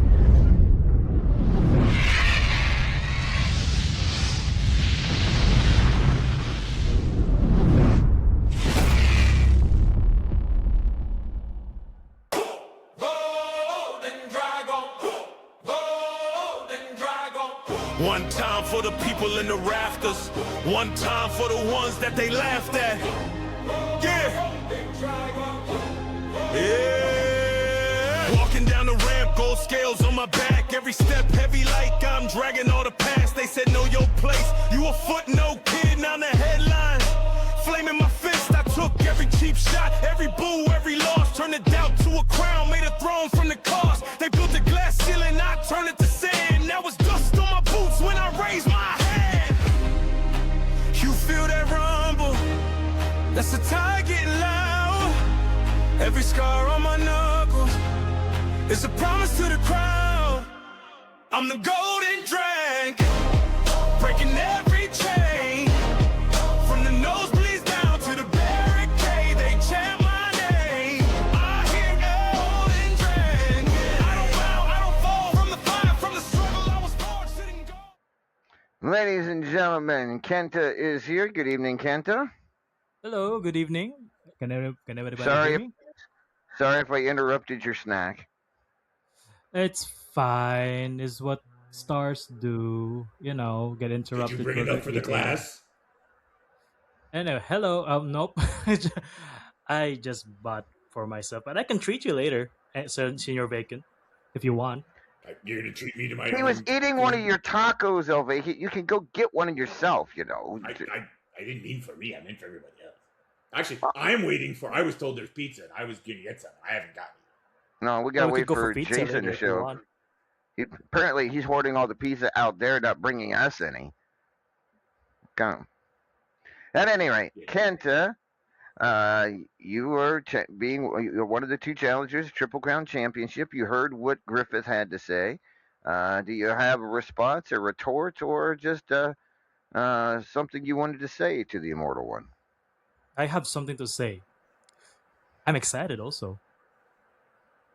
I mean, take a look at this. It's the Golden Dragon, the Immortal, and it's either a mage or a witch. I consider hobo a mage because mostly hobos in D&D are fucking broke. So, it's a fantastic combination, and I agree with that. And the history with me and Mr. Griffith, just chef's kiss. Like it's just a perfect chemical reaction waiting to happen in Philadelphia Freedom, and it's gonna be fireworks in the ring. I mean, I don't disagree. What are your thoughts on who the third person could be if it's Hobo, Ezekiel, or Wildfire? Oh God. Hmm. I believe. I believe. I don't have any clue. I'm just gonna wait and see. I would love to work with both of them because they seem fun to work with, honestly. So, I'm assuming that you're not going to approach the Immortal Griffith the same way you did the last time, and basically piss him off this time, correct? I didn't piss off Mr. Griffith. Who are you talking about? It wasn't me. It was a Oh, champion named Kenta. okay. We'll That go was with a that. different guy. That was a different guy, man. Griff, are you still holding any animosity about the way that Do the I champ hold grudges? Come now. was that sarcasm? No. I believe him. When have you ever known me to be sarcastic or to hold a grudge, LA? Okay. I believe him. Well. You believe him. It's not like I have made a career out of giving receipts. I mean, true enough. True enough. So Kent, Kent, you have been collecting titles this few months: Platinum Dragon, Multimedia, Superstars, a chance to add the Triple Crown. You've never been Triple Crown champion, right? Nope, never. And I have a shit record in triple threats. So Oh this boy. is gonna Well, be that doesn't a bode well, now, very does it? yep. It's a yeah. It's a Interestingly, I very have a really good record in triple threats. Interestingly, Griff has a very good record in triple threats. I want to. I also want to point out both Hobo and Wildfire are former Triple Crown champions. fuck. That's right. I forgot that. Interestingly Anyway, enough, so interesting. the last time you held the Triple Crown championship before this reign, the last time, it was Hobo Ezekiel that dethroned you. I believe you're Griffin? correct. Yeah, I am correct. I'm looking right at it. Graveyard Smash 2024. Hobo Ezekiel defeated the Immortal Griffith and Dees to win the Triple Crown championship. Well, then that wasn't the last time because I've held it way more recently than that. No, actually, that was the last time. Triple Crown. Triple Crown. That's the last time you were defeated for the last time you were defeated with the Triple Crown championship. It was Hobo Ezekiel. How long have I had it this time? Since Immortal. Okay, I'm gonna go check my records because I am fairly certain I had it between 2024 and 2026. What here? Let's see if I can.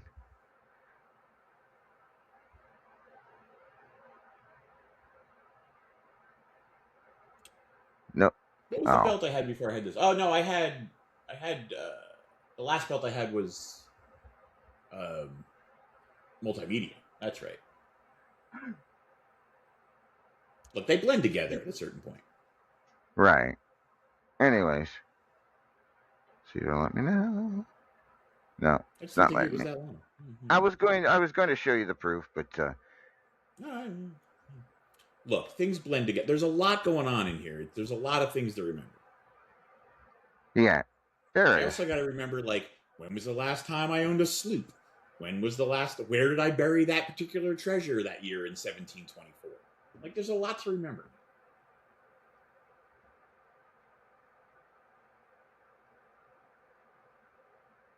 Can you see? No. No. There it is. All right, so here's your current run. The last time you held the title,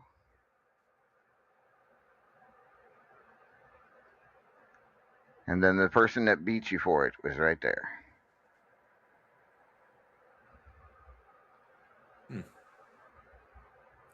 Felt like more recently. Yeah, all right. So there you go. I mean, I held it for apparently 203 days. You did. Which, Go. according to that chart, is the longest. Yes. 203. Let's see. Oh, wait. No. Money Suit 209. Right. We've had this conversation because it's basically Paragon. just the difference of A few days. The three people who've had it a long time. It's basically just a difference of when did pay-per-views happen. But, and then of course there's the people that held it twice, 3 times, and 4 times. So yeah. And Anyway. right now, somewhere Paragon is staring at that screen, going, "Ooh, data." That's right. Spreadsheet.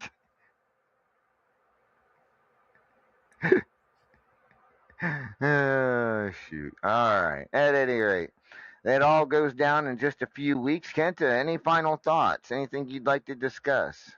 I'd like to discuss the two things aside from or make it three.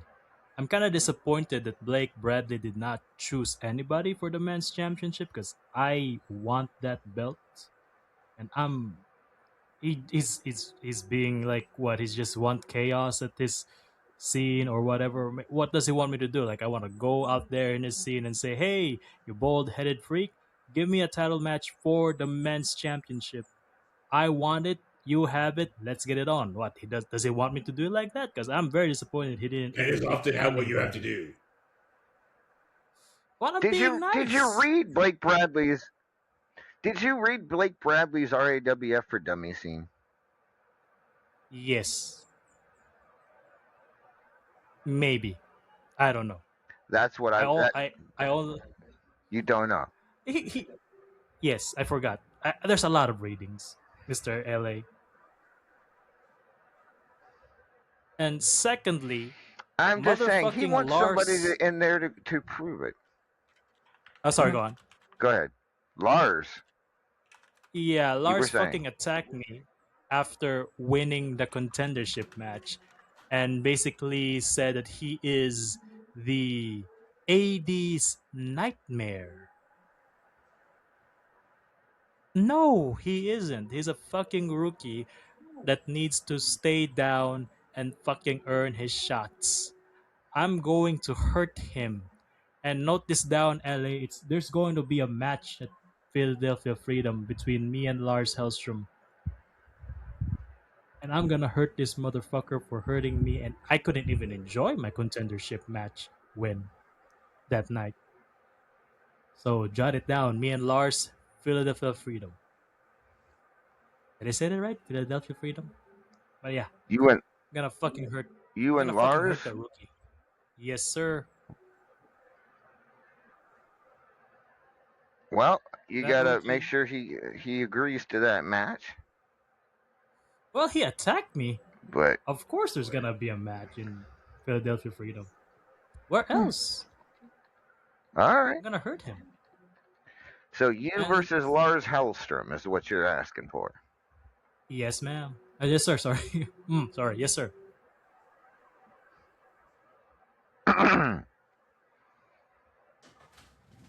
Alrighty, you got it. And the third and Is most of all, Kenta and Dane is? sorry, go on. Go ahead. I was just reading what Paragon said. Is Kenta in danger of getting sucked into the Caliber vortex? What does that mean? Is there some Not kind of? sure. I'm not familiar with that. It's like the Bermuda Triangle, but more crow shaped. Ah, huh. I would be careful if I am. I don't know. And thirdly, uh I'm gonna talk about Denzel's performance in the world title, the world contendership. It was a really huge blow for AD, but it wasn't his night. It was not. I don't know what happened to the Giant. Maybe he's thinking about something. Maybe the numbers aren't right with the AD merchandise. I don't know. It was not his best night at that contendership match, and really huge And blow for AD to add a title in their, like the world title in our collection. But it is what it is. indeed, and wasn't Chev also in a contender match, or what? No, Yeah, he was. I beat him for a shot at the Oh, Triple that's Threat. right. You had to fight against. Oh, yes, yes, yes. Yeah, it was. They were guaranteed the AD slot. Okay. All right. Fair enough. Fair enough. Forgot about that. All right. Well, there you go. But Denzel right now has more championships than the rest of you combined. So, That is uh, true. who does Kenta have tomorrow? We can. I Do believe you? it Did you? was for Mister Miss Not Miss Toad. A Destroyer. That was Destroyer. Little, any concern there facing Destroyer tomorrow here in Detroit? No, we've fought a few weeks back for a superstar title, and now we're gonna fight for a regular match. It is what it Yeah, is. that's true. Maybe it's gonna be an All easy right. win. I don't know. But I'm gonna post something on Griff, my did you have any final thing, anything you wanted to say before I let you two go? Well, I look, Kenta. It'll be good to see you again at Philadelphia Freedom. Take care of yourself until then. I wouldn't want you to, trip and fall and hurt yourself or whatever. I want you in that match at 100%. Same to you, Mr. Griffith. I hope to Yeah, well, fight you in 100%. I'm pretty difficult to hurt, but people are brittle. You never know what's going to happen. I've never heard of anyone getting hurt wrestling toast. Fair. I mean, I could choke on some crust or something, I guess. But I did have one little announcement, just a little thing, because I need to correct the record of something you said earlier. You were talking about the Powerball Championship and how you were waiting on a certain match to see who was going to the next round. Yeah. Hey Irish. Yeah, see you next round. And I can't believe that Ellie. I have a feeling I know exactly what her reaction's going to be. Oh, no. She only wrinkled her nose. I figured Give her a we'd hear. minute. She'll stick her tongue out at me. Or she probably won't now because I said it. Well, I mean, I could just bring her in here now, and she can get it over with. Oh yeah, let's do that. You guys leave. Go. Bye. Go. Time for red. Have a golden night, everybody.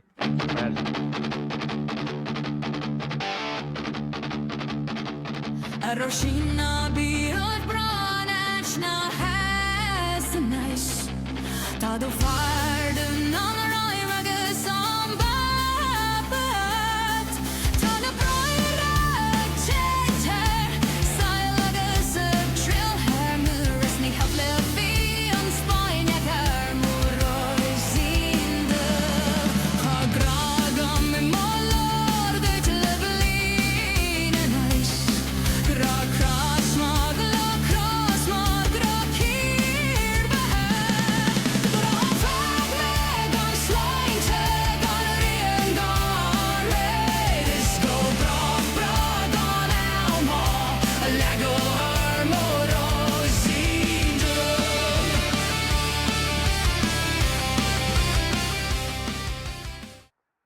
Ladies and gentlemen, the lovely Maeve O'Hare is here. Good evening, Maeve. Good evening, boss man. Good evening, Vacant. I have a Ooh, special what you got? delivery for you. What you got? What kind? She said it for me. Wait, what? Jason don't- told me to bring it in here to Vacant. I don't get any pizza? I don't know. Go talk to Jason. That's not my fucking pizza, is it? It's okay. It's a large. I'll share. Yeah, it's I think it's like sausage and pepperoni and bacon and ham or Oh, meat something. lover. Oh. It's a bunch of meats and extra cheese. You gonna share that? Yes, I'm not eating an entire goddamn large meat lover's pizza by myself. I You- would like to fit in this outfit later tomorrow. Yeah, I've seen you eat more than that. I mean, you've been to me with Japan, so. Yeah, you can down a sushi. Anyways, Yeah. Right. So, I'm gonna have a slice. You feel free to interview. I'll be like, Maeve, did you want your seat? Not while you're eating pizza, don't. I can eat it over here. Oh, I'm pretty big. you have your food and we'll talk later. I mean, you could just feed me the pizza while you're doing it. I'm not feeding you pizza. Fuck's sake. she's not gonna get pepperoni all over her. Then she'll smell like Paige. What? I- Do I I'm not want to touching know why Paige smells of pepperoni and why you know that she smells of pepperoni? It's a long story. I think I'm good not hearing it. I'm good. Curiosity killed the cat and all that. Oh. So how you feeling tonight, Maeve? I've been better, boss man. I got a question for you before we get into all this nonsense, though, about Mhm. something you said earlier. You were going on and saying that you were playing devil's advocate, and I've always wondered. And I'm going to ask you because you brought it up. Why does the devil need an advocate? Why is everyone interested in taking up his side and seeing what folks have to say about it? I mean, isn't there two sides to every story? No. There's not? I could have sworn there was. No, there's plenty of stories that only have one side. There's some stories that have 6 sides. Well, okay, fine. There is no story in this world since the creation of the universe in which Teflon Sheik is not a piece of shite. I am not disagreeing with that. Well, then why do we need to give him his laurels? He does plenty enough of fluffing himself up. He don't need your help. Some of the greatest legends in this business have been real pieces of shite. That doesn't mean we need to celebrate him. He's not wrong though. I don't care if you're the second coming of wrestling Jesus. If you're a piece of shite, I'm going to tell you that. And that's fair. Do you hear? I am not saying the man should be put up on a pedestal. But you felt the need to say, well, to be fair, about everything that were said. Well, to be fair, that's what a good radio host does. I'm just saying, boss man. Sometimes I wonder whose side you're really on. I'm on my the side. side of the drama. I'm on the side. I'm on the side of what pays the bills and brings the people in to see. That's what I'm at. I mean, Teflon Sheik. Say whatever you say about him is true, but the fact is, he's also bringing in the money. These people want to see him get his ass kicked. Money, money, money, money. I mean, Lord knows that I'd pay a pretty penny to watch him get his arse kicked too, but that doesn't mean I need to talk him up and act like I care about anything he has to say. But that's not here to there, and that's more than enough attention for him. He's already been talked about way too much, and I feel a little icky having had to say his name more than once. So what you're saying is you're on the same page as my zombie knee. Fuck that guy. I don't even want to use the word fuck and Teflon Sheik in the same sentence because fair enough. Look, not that's bait. Anyway, are you okay? I'm fine. I mean, Okay. I like I said, I've been better because I had a hell of an, I don't know, maybe it's just Baltimore. Maybe I just don't like being in Baltimore because last week did not go very well for me. And I'm gonna blame it on Baltimore because I'm not sure what else it could be. So that were an experience, but we are in Detroit. I've been to Detroit before. I like Detroit. They do some odd things with some of their food, but it's still not as bad as that salad bar that they call a hot dog back in Chicago, so I'm not going to complain too much. And how do you feel about facing Griff in the next round of the Powerball tournament? How do you reckon I feel? How does anyone feel when they've got to face English for a chance to go after a belt?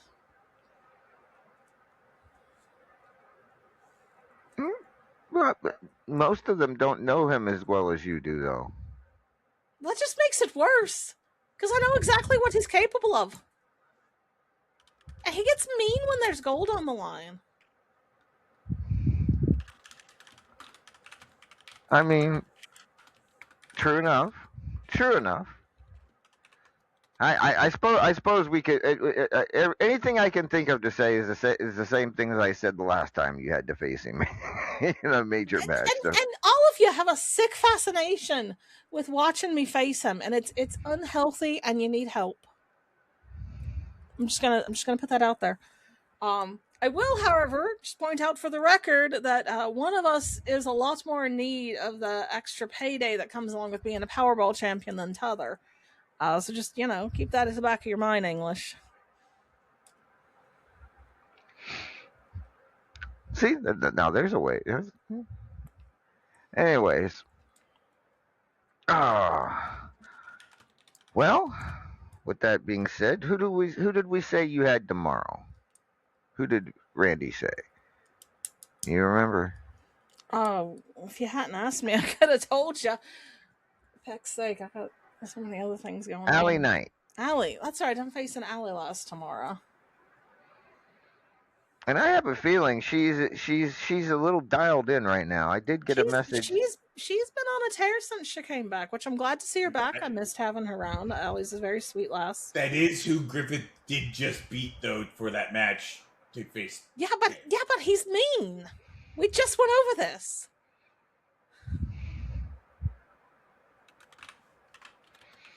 Besides, Not wrong. with my luck, she's gonna take it out on me because she's mad at him because everyone thinks that I'm responsible for what he does, and I'm a That seems partner's to be keeper. true. There's a lot of that.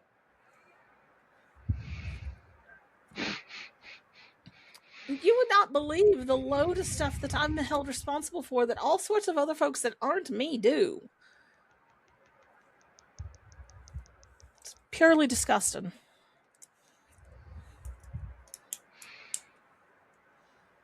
Well, at any rate, can I have a piece of that pizza? That stuff smells really good.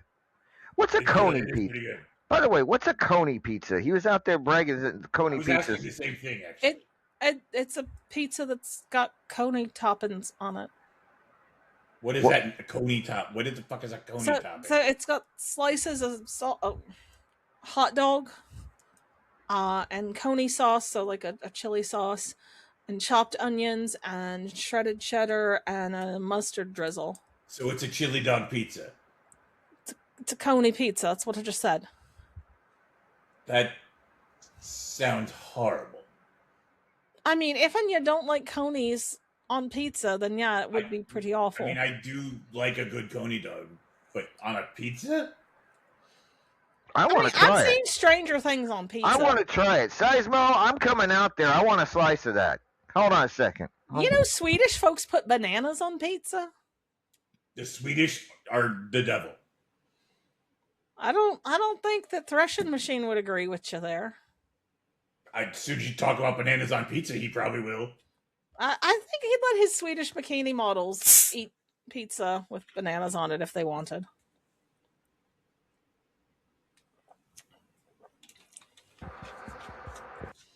More Corkware, what are you on about? I usually know better. I usually know better than to ask you that, but I'm curious.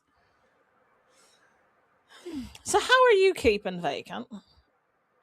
I mean, I was doing pretty good. I was looking forward to a certain person taking a normal seat on. Like, I still have the I can't believe that you sewed your ring into your tights.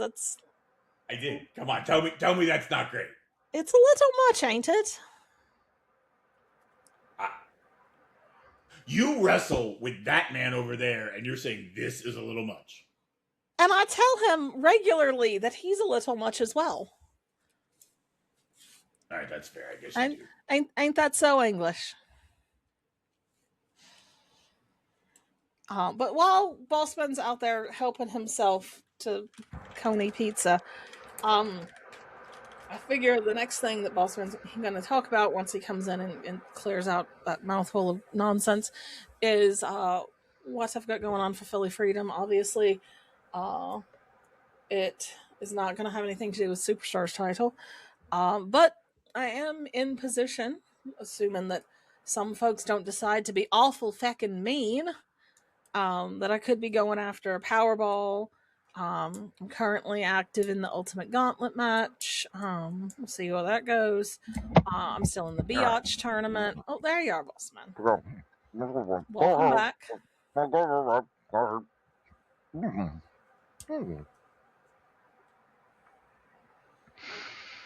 Yeah, sometimes I wonder why More Corcoran and Chris Cage are best friends, and then they do things like that and say the same thing at the same time, and I'm like, oh, there it is. This shit is good. You want? Never. Damn. Well, Bossman Meat seems Lovers pleased. is quite good. I gotta go with that. Where's this pizza from now? He said someplace called Red Top. I would say that the fact that it's square gives you a clue, but all of the pizza around here is that shape. That's good stuff. Good stuff. I'm gonna have to get me some more of that. Apparently, Michigan. it's from Michigan and Trumble Pizza. Then what's Red Top? I You mean, kept mentioning Red Top. normally I stay away from anything that's made in Michigan, but on this,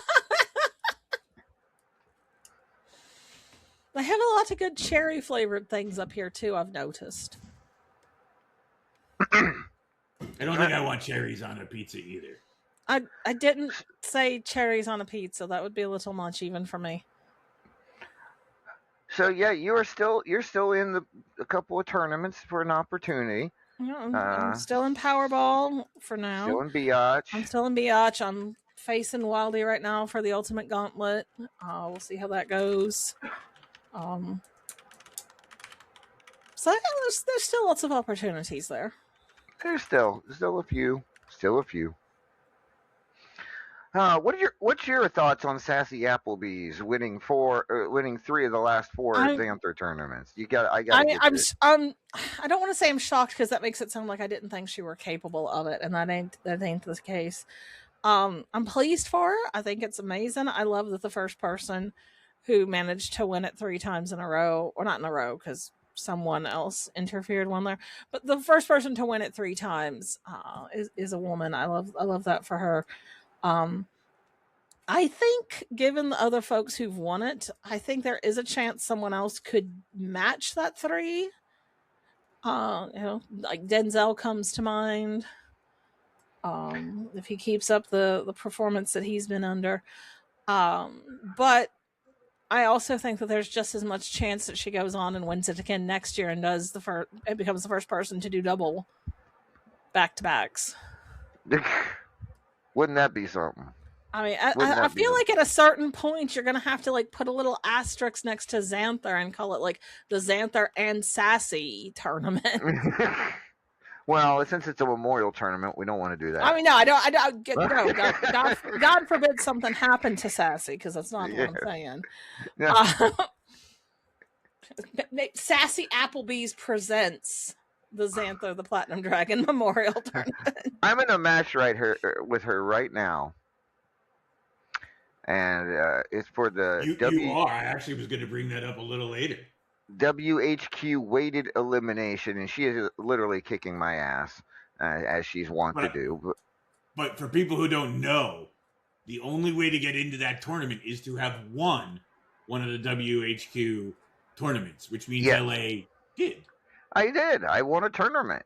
As a matter of fact, I faced a certain Irish lass in the final of that tournament, if I'm not mistaken.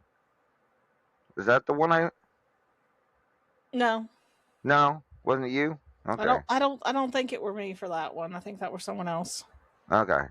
But at any rate, in the match, I failed the second move, and I came out not a good start against the Xanther Queen. So I mean, no, you don't want to give her room to get ahead of you if you can help it. Oh, she's slamming me right now. 201 to 50. You know, some folks pay a good penny for that privilege. Yeah. Wait, what are you saying about Sassy? Not about Sassy, just in general, getting slammed by pretty ladies. Fair enough. But, anyways.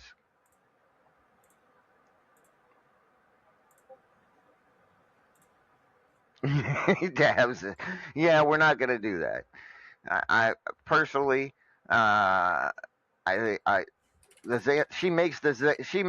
adds to the Xanther now. Her legacy is going to add to the Xanther every year. She's going to be a target every year, and the person that eliminates her is going to have a little bit of bragging rights, I think. Don't you all think? I mean, I feel like you get bragging rights for eliminating Sassy anyway, just because she's a tough competitor. Right. Fair enough. But yes, congratulations once again to Sassy. 3 out of 4 years, the Xanther tournament winner. Jesus. At any rate, Maeve, is there anything else you wanted to discuss, talk about, ask? I mean, I feel like I've been weighing this one out in my mind, going back and forth on it. But I reckon since Vacant here brought it up earlier tonight, I will go ahead as my mom's fond to say, and if you don't ask, you don't get.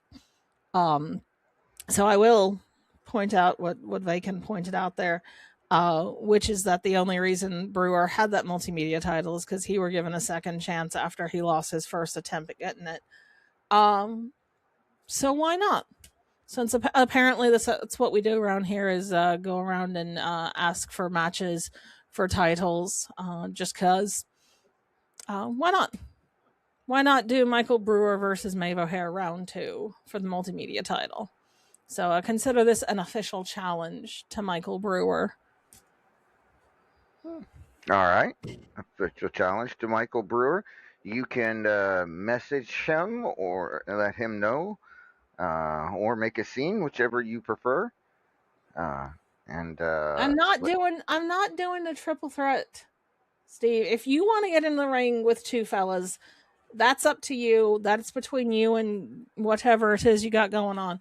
I'm not here to kink shame. I'm not even going to kink ask why, but that's not what we're doing here.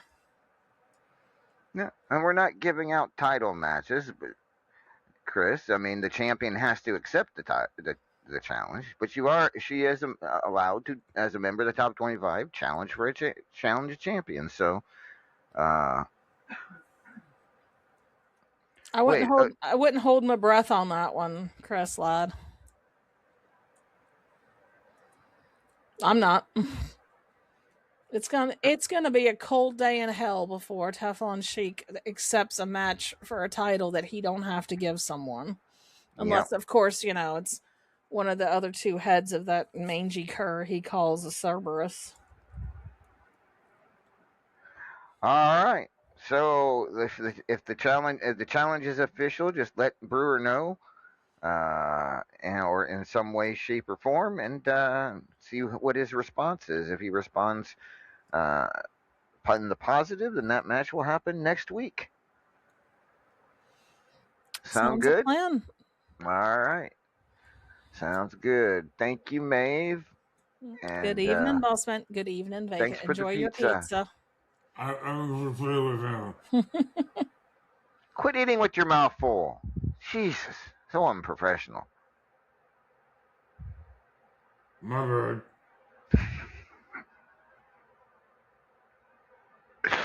Next week we are in Memphis, ladies and gentlemen. Should be a fun time in Memphis, followed by the next week in Pittsburgh, and then of course the following week will be Philadelphia Freedom Live from the city of brotherly love.